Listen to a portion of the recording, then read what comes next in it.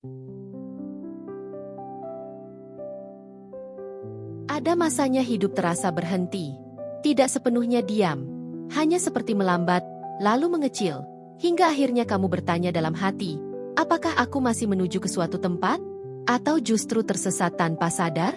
Begitulah yang dialami Naryo di usianya ke-28. Beberapa minggu terakhir, hari-hari Naryo berjalan dengan tempo aneh. Sejak pabrik tempatnya bekerja melakukan pengurangan karyawan, ia membawa sebuah keresahan yang tidak punya bentuk. Seolah-olah dunia di luar terus berjalan, sementara hidupnya sendiri menunggu lampu hijau yang tak kunjung menyala. Namun satu hal tak berubah, keberadaan Anya. Anya, 26 tahun. Pacarnya sejak kuliah. Gadis yang tinggal di rumah kontrakan kecil 2 blok dari kos Naryo. Mereka tidak tinggal serumah, hanya saling dekat, saling singgah, dan saling menunggu. Di laci meja kerja lamanya, yang kini kosong dan berdebu, ada sebuah foto hitam putih. Foto Anya berdiri di depan rumah kontrakan mereka dulu saat pertama kali ia pindah ke kota ini. Foto itu sudah mulai memudar, sudutnya menguning. Namun bagi Naryo, foto itu masih lebih hidup dibanding pekerjaannya yang hilang. Karena dari situlah ia ingat, ada seseorang yang ia perjuangkan selain dirinya sendiri. Hari-hari tanpa pekerjaan adalah hari-hari yang panjang. Pagi terasa terlalu kosong, siang berjalan lambat, dan malam membawa pikiran yang terlalu bising. Naryo melamar pekerjaan ke sana kemari. Dari bengkel, ke toko material, ke pabrik lain yang katanya sedang menerima orang. Tapi tak ada yang pasti. Kadang mereka menyuruhnya menunggu. Kadang berkata akan menghubungi. Dan kadang hanya mengangguk tanpa menatap. Ia berusaha terlihat baik-baik saja. Tetapi rasa rendah diri diam-diam masuk dari jendela yang terbuka. Di antara lembaran lamaran kerja dan nomor telepon HRD yang tidak menjawab, ada satu ketakutan yang sulit ia ucapkan. Takut bahwa suatu hari Anya akan sadar bahwa ia pantas mendapat seseorang yang lebih menjanjikan. Sementara itu, di sisi lain kota kecil itu, Anya menjalani hidupnya dengan tekanan lain. Keluarganya berulang kali mempertanyakan hubungan mereka. Mereka tidak membenci Naryo, hanya merasa masa depan Anya seharusnya lebih terang. Anya mendengar semua itu dengan hati yang lelah, tapi tetap memilih bertahan. Karena baginya, masa depan bukan soal status pekerjaan, tapi siapa yang akan menggenggam tangannya ketika hidup tidak mudah. Namun, bertahan bukan berarti tanpa luka.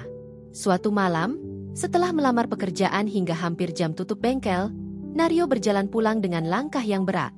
Angin malam mengantarinya melewati lampu-lampu jalan yang mulai padam satu persatu. Kota ini memang tidak pernah ramai. Tapi malam itu terasa lebih sepi dari biasanya. Sesampainya di kos, Naryo duduk lama di pinggir ranjang. Foto Anya ia letakkan di atas meja kecil yang catnya mengelupas.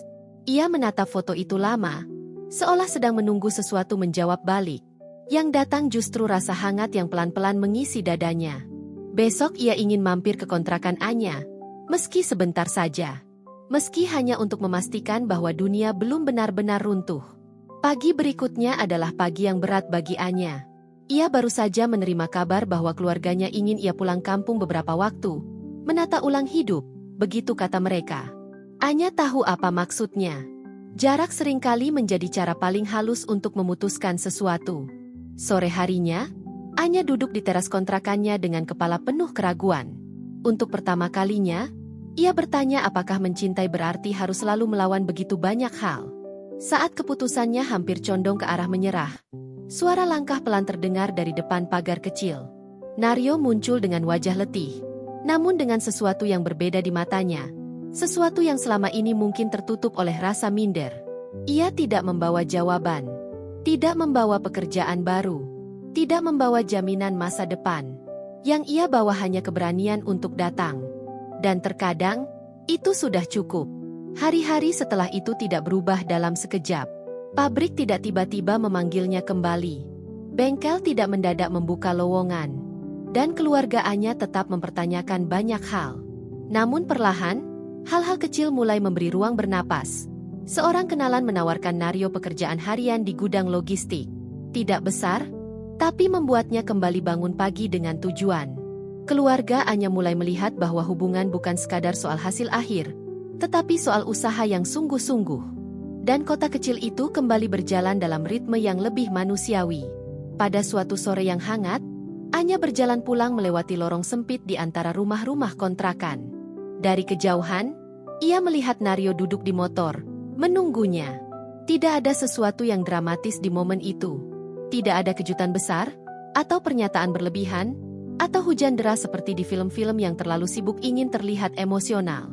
Justru yang membuat momen itu begitu indah adalah kesederhanaannya. Karena pada akhirnya, mereka berdua memilih jalan yang sama. Tetap tinggal, tetap berjuang, dan tetap saling menunggu. Cinta tidak menyelesaikan semua masalah dalam hidup. Namun cinta membuat kita tetap ingin mencoba. Bahkan ketika hidup sedang tidak baik-baik saja. Dan seringkali, itu sudah lebih dari cukup.